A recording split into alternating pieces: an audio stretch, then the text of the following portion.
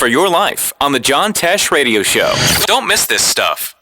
Ocala's information station, 1370 WOCA. Ocala.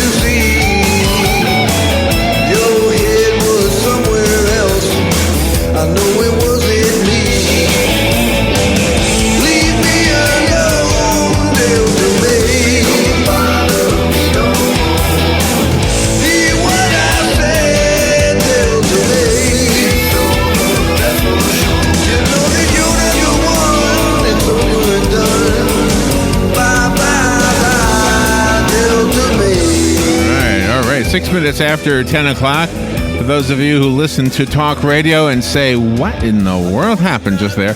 Well, it's us doing what we do. Whenever we have a musical guest in the studio, we always become a music station, at least for the first part of the interview, and then we get to meet the people who make the music. In this case, it's Glenn Coleman. He is a singer and a songwriter and a producer. He records for Gravel Road Records out of London, England, and he's here in Ocala today to talk about his music. He's with Bobby Lee, who introduced us to Glenn. Bobby is the owner of Deep South Event Promotions, and together they're making good things happen and bringing good music to us. Good morning to both of you. How are you? Good morning, Larry. Good to see you. Morning. You look like Captain Tom.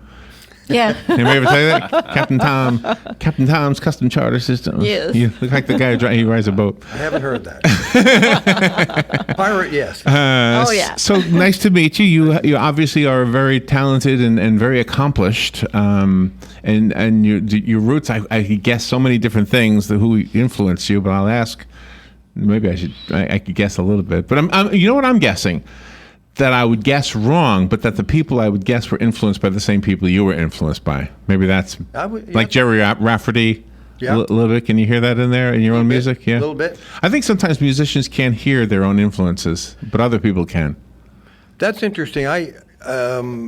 From an influential point of view, this particular song, I'm going to the slide guitar parts that are in there. Mm-hmm. That would be Dwayne Allman. I have to give him props. There you go. Completely. Yeah. Well, and Jerry Rafferty was probably influenced by Dwayne Allman. Yeah. As everybody else was. Yeah, sure. So tell me about yourself. Where did you grow up? Well, I grew up in Orlando, Florida. Uh-huh. I'm a child of the 60s. Uh-huh. And was influenced by the Beatles, advent of the Beatles, as some other friends I happen to know. And I think everybody was. Everybody who got into rock music, especially in that era, yeah, for sure, had the Beatles. I think even some young guys today will still say the Beatles as influences. It's interesting because I've noticed I just moved back to Florida from Texas, and when I played out there for about 12 years or so, we had a lot of younger people coming out to see the band I was in out there.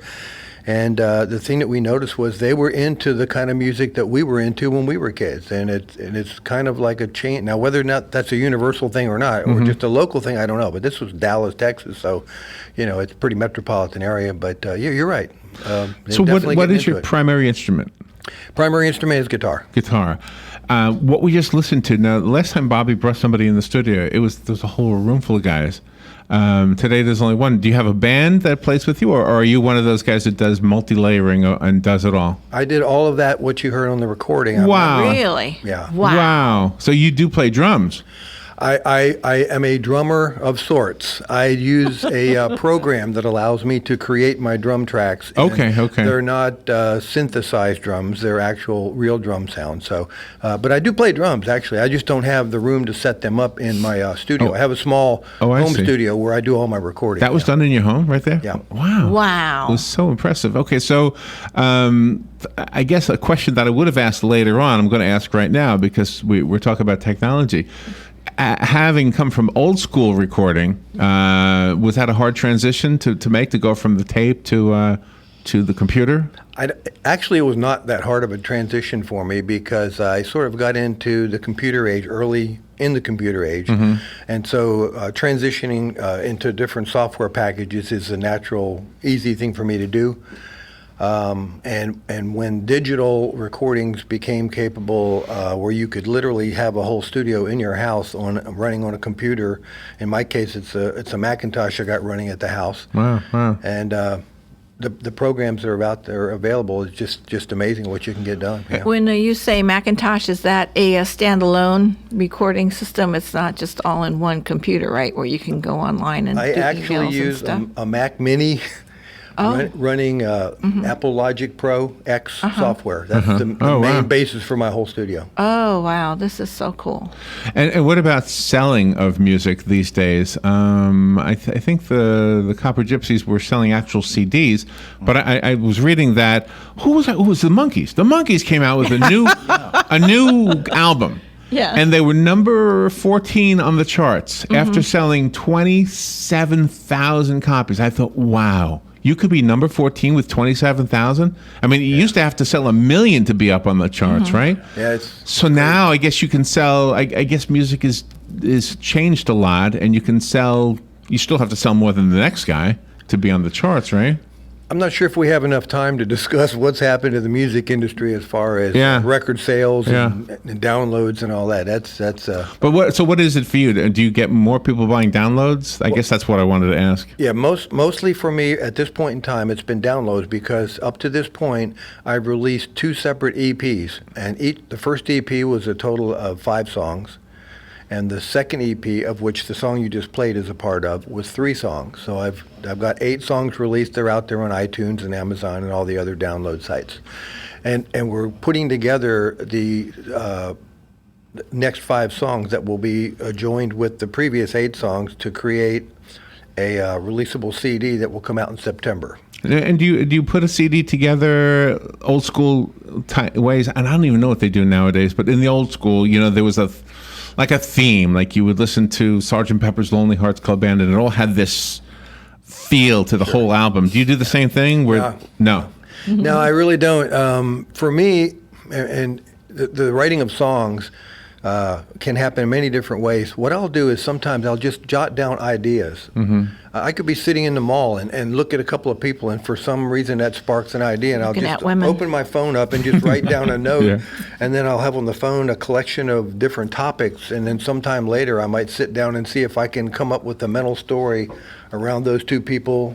It's totally fictitious, but it makes sense to me. So tell us about the one we just heard, Delta May. Tell us about that song. Delta May actually is the theme was derived from, I guess, a trip that I made back in the 60s or 70s. I don't remember exactly what year it was. And I was traveling through Louisiana and going through a one stretch of road that across the bayous and all that. And I just sort of got this thought about what the people that lived around there, what their lives were like.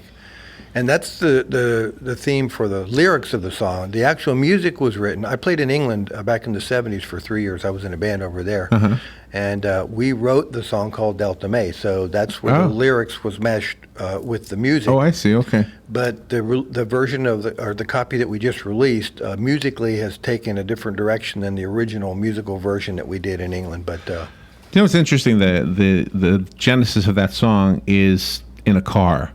Because your music sounds like what I would listen to while I'm driving. Driving music. Yeah, I don't know why. I don't picture myself sitting in my living room. I picture myself going somewhere and cranking it up. Do you have a lot of fans tell you that same thing? They like to listen to it in their cars? I've heard that before. Yes, I have. Is that where you listen to music in your car? Absolutely. Yeah, and a lot of my songs, when they're in various stages of uncompletion, there are different copies until I get to the final.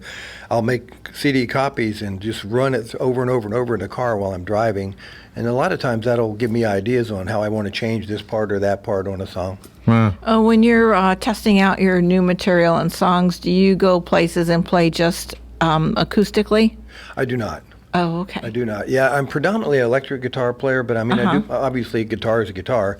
But right now I'm in the process of putting a band together to go out and play, and it's going to be kind of interesting because we're going to do this 3-piece, and the other 2 players, the drummer is my oldest son, and the bass player is my youngest son.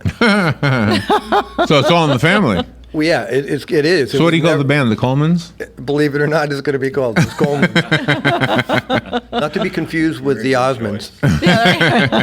All right, we will take a little break. Let me take us to the break with Too Far Gone. Can you tell me about this one? Yeah, this was the A-track of my first EP released, and this was a fairly simple song to put together, and we've had a lot of airplay on this over in Europe. I like this guitar part right here. All right, we will be right back. Glenn Coleman in the studio. We'll be right back. 'Cause you're staring back at me. It doesn't really matter. Can't turn off that mental TV. There isn't any comfort. You're everywhere I turn. Wherever I go,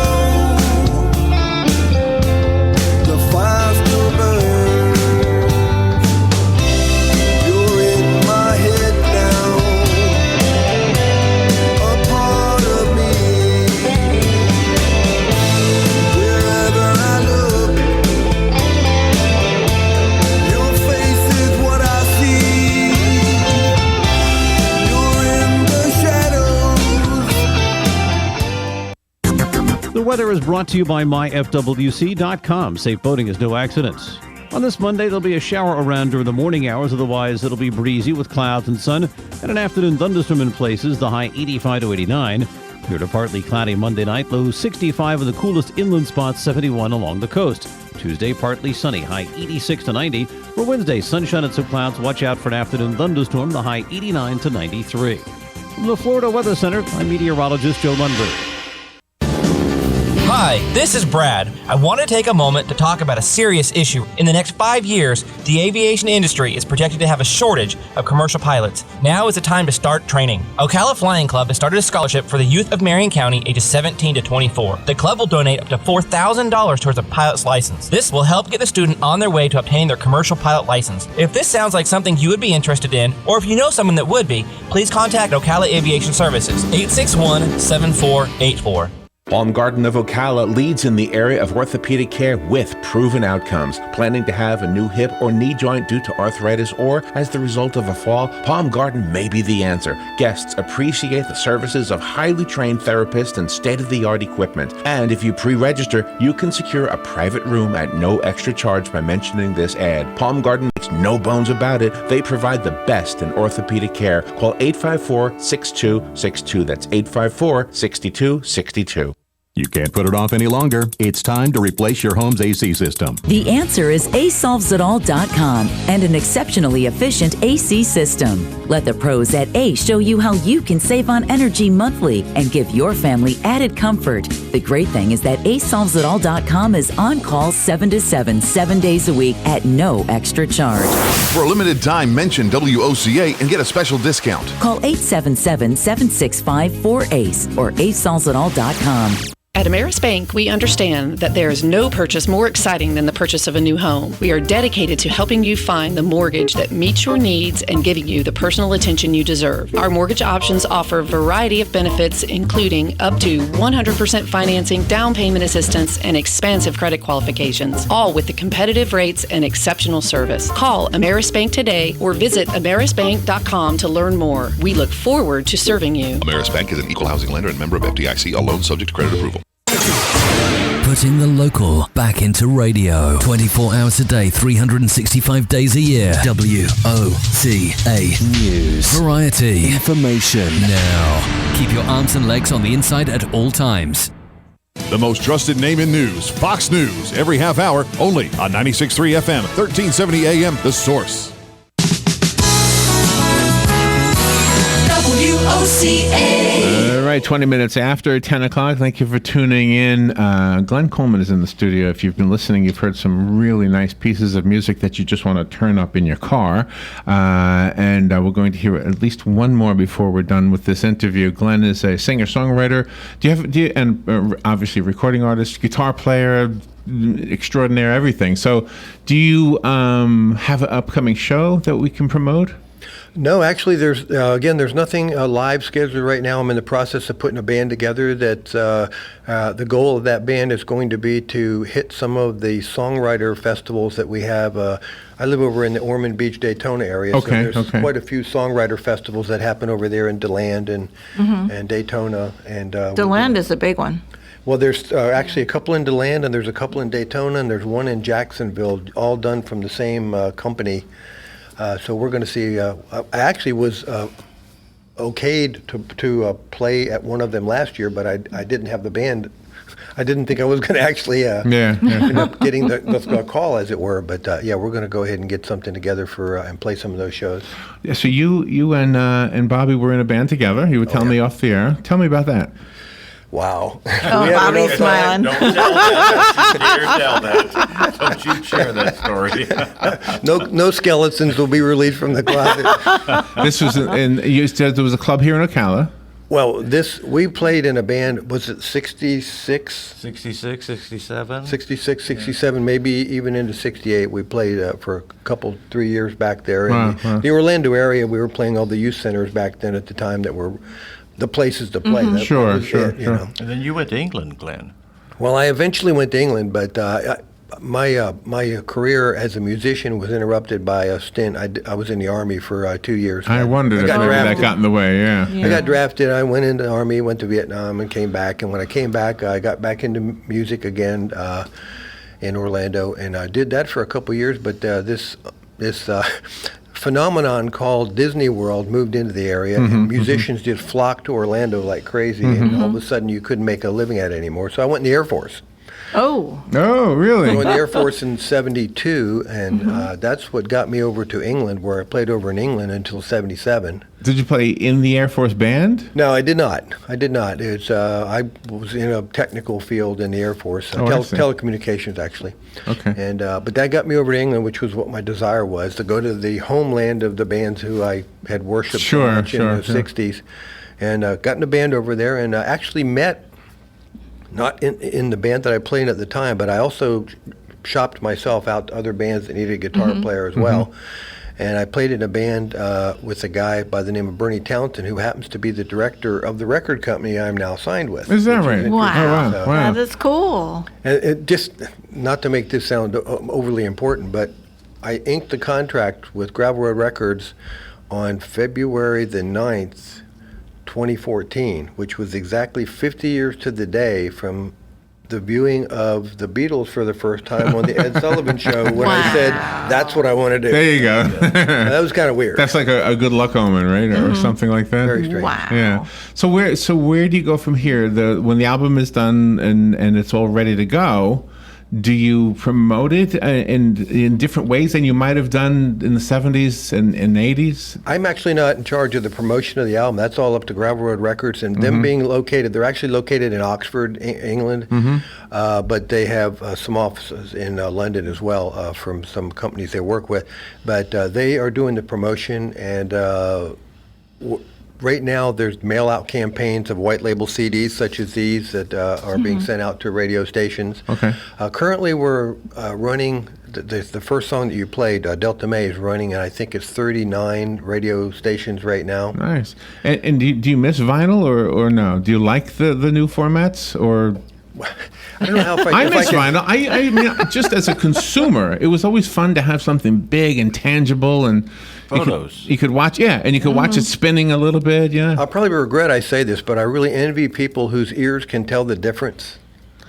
Well, I really can't tell the difference between vinyl and digital. Digital, I guess, has a more laboratory or clinical sound to it. I don't know. I think they're making it up. I can't hear it either. I can't hear the difference. I mean, I noticed there are no pops and hisses. I do that. Of course, yes. But I don't know. Since you're playing with your sons and they're in a different generation than you, do you butt heads sometimes as to their interpretation of your song that you've written? Good question.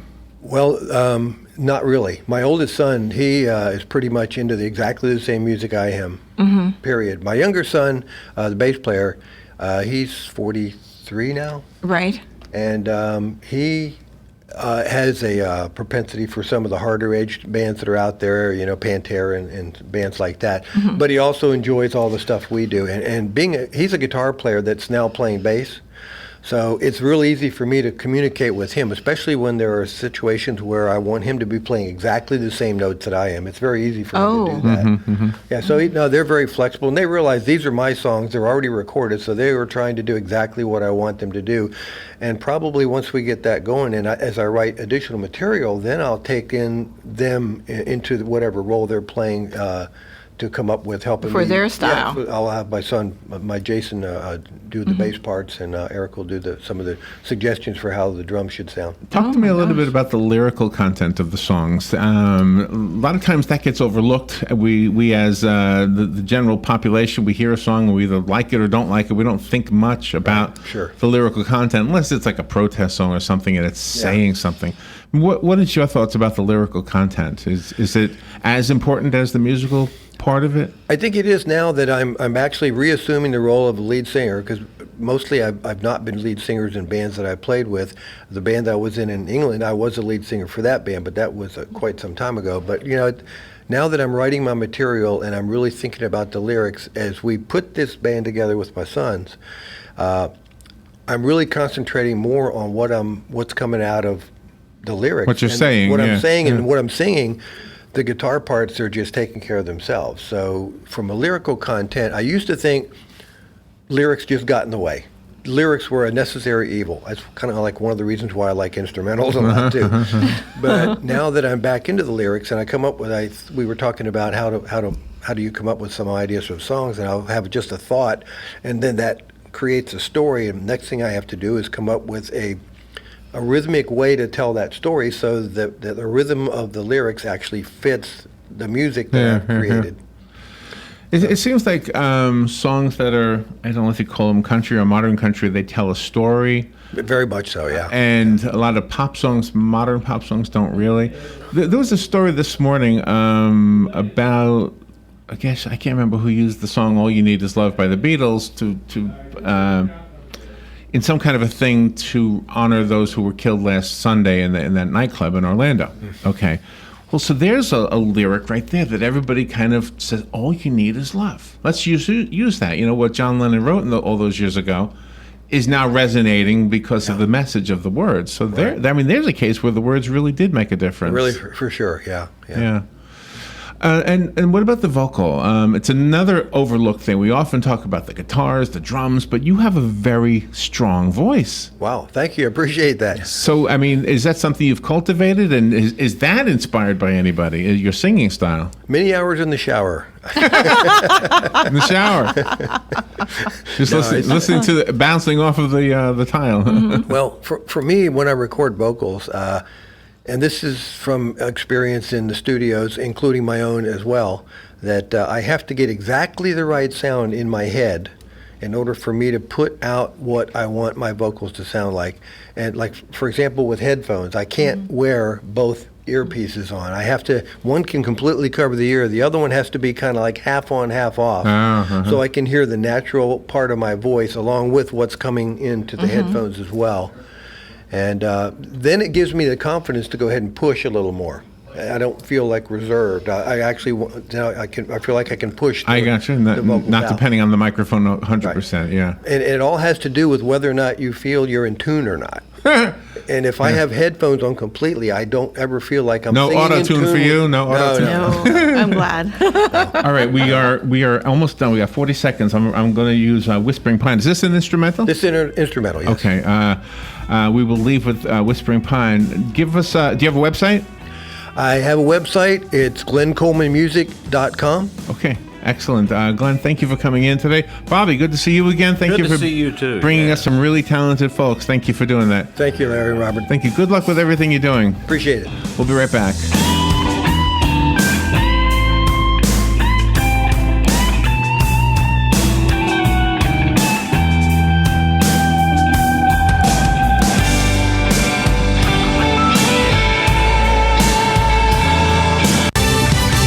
Fox News Radio, I'm Pat O'Neill. We'll learn more today about what gunman Omar Mateen said to negotiators during last week's deadly Orlando nightclub attack.